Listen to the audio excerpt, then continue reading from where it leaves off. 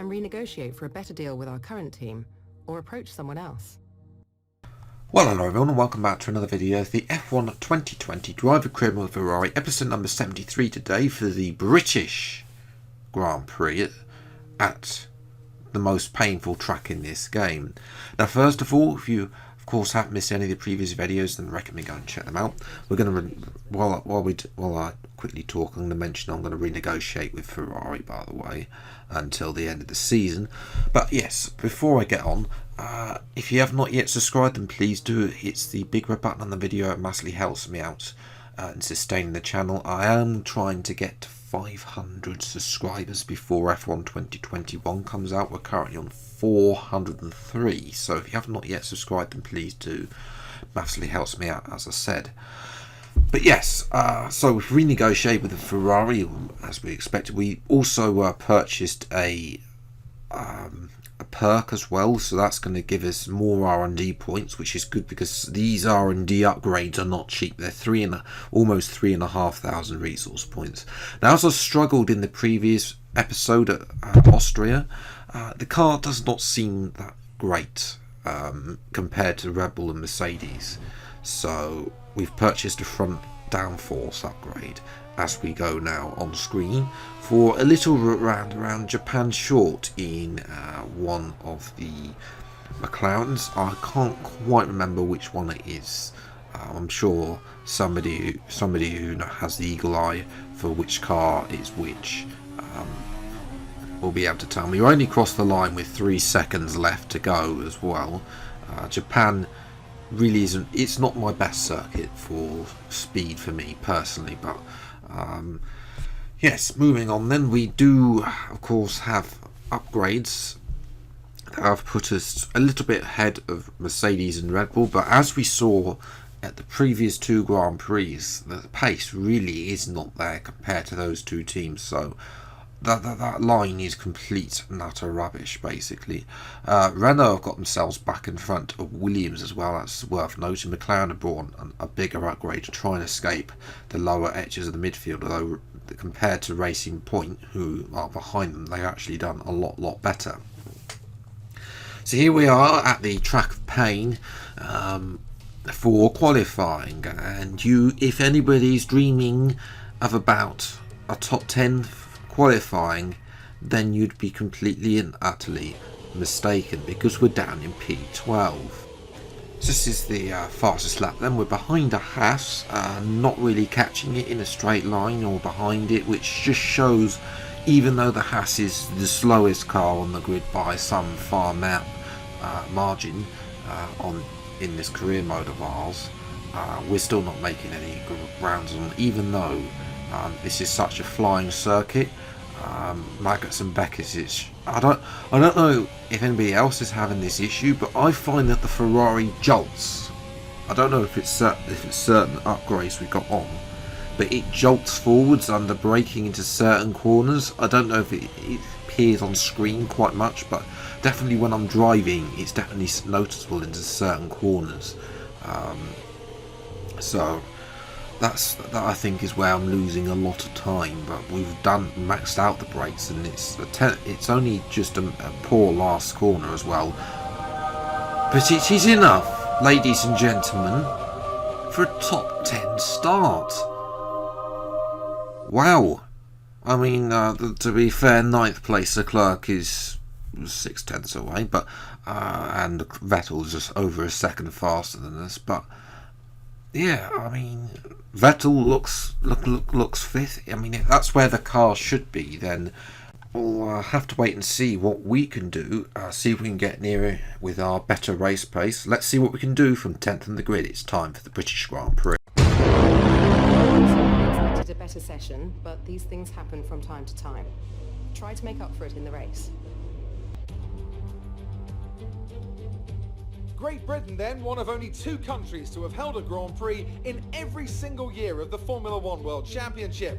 And the circuit extends that record further for today's Grand Prix.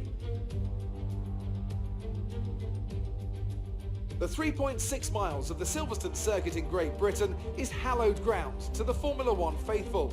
we have 18 corners that wrap around this former World War II airbase and some good passing opportunities at the end of the DRS zones. Anthony Davidson is alongside me as usual for the race today. Now then, let's take a look at Nick de Vries. Looks like they've got a tough race in store today as grid penalties from changing power unit components has forced them further down the field. But on the bright side, at least those fresh components can help them maintain the power they need to come through the pack. I expect to see them take a more aggressive approach today to make up for the compromised start.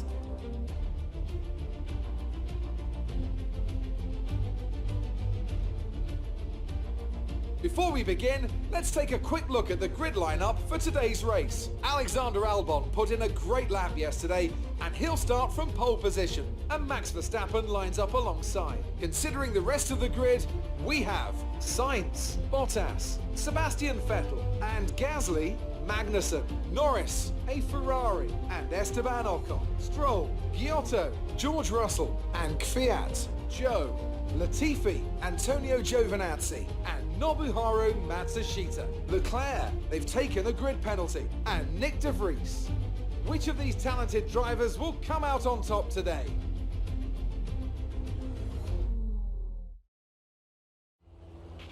Okay, I know it's your home Grand Prix, but treat it like any other race. Don't take unnecessary risks. Well, thanks, Jeff, for those words of confidence. It's just a shame we can't get those momentum of confidence from Emma there, but we'll gloss over that. Ninth on the grid because Leclerc had an unfortunate penalty, so he's at the back. See what we can do. Fire lights, and away we go for our highest position we've ever been at Silverstone. And it's a good start around the outside. Can we get higher around the outside of the Vettel? We're trying to switch to the inside of Bottas. I think that is in the Mercedes. Down the inside, we get a warning for a collision with Gasly in the AlphaTauri, but we're up into P4.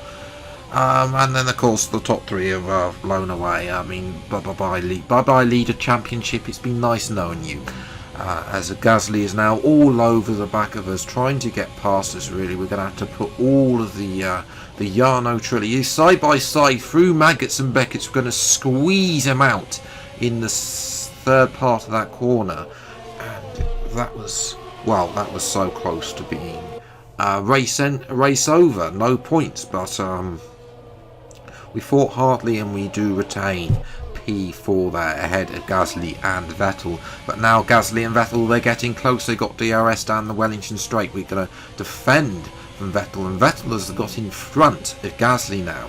So as we come into the final two corners, Vettel's hit us. We've done a little bit sliding this contact again with Vettel.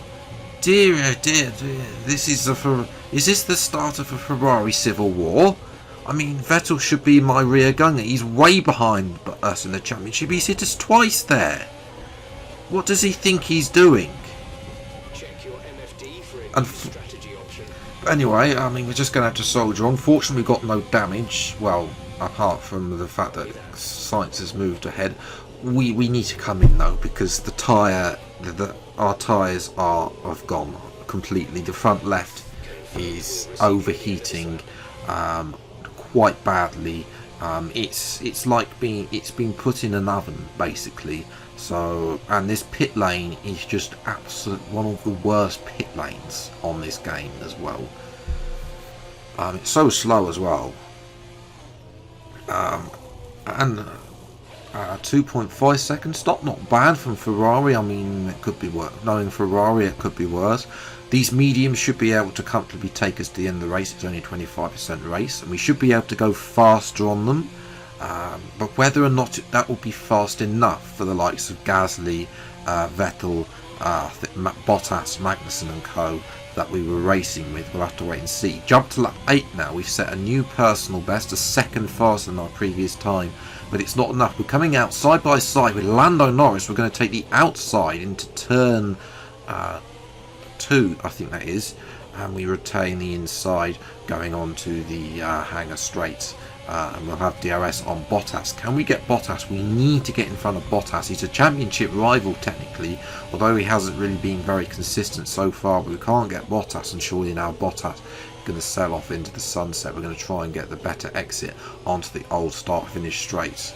but nothing doing there, and Bottas just gets the traction. And now we're racing with Norris. Vettel has done the overcut and has come out just ahead of us, so Vettel hasn't really been the rear gunner for our championship that we need him to be today, and now he's jumped us. And if of course we had team orders, we'd of course